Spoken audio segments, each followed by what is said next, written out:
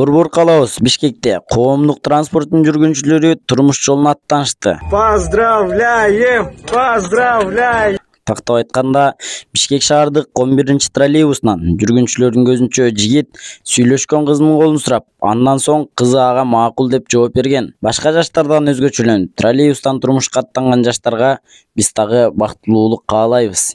Ал эми төмөндөгү видеодо болсо Бишкек шаарынын Али аттуу тургуну капчык таап алгандыгын, ичинде акчалай жана банк карталар болгондугун белгилеп, капчыктан табылган айымдын жеке документтери менен тааныштырган. Мамбеткулова Нурмира деген кыз экен.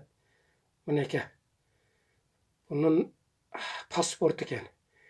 Эми ичин ачабыз, карагыла. İçin açabыз, için açkanda tak мына жерде дагы бар немелери бар экен. Мына сиздерге көрсөтүп коеюн. Мына жамаат. Вот это мына.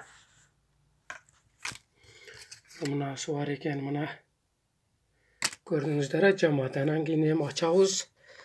Эми суммасын акчасы бар экен. Бу жерде көп суммада акча бар экен. Мына 2000-тер бар экен. 1000 сомдуктар бар экен. Акча бар экен, мына. Көрдүңүздөр, акчаларын. Ушул кыз келип, мен Бешенали мечитте болом. Атым Али болот. Андан соң жоголгон буюмдардын ээси аталган мечитке келип, буюмдарын алып кетүүсүн айтып жана видеону коомчулук менен бөлүшүп коюусун өтүнгөн.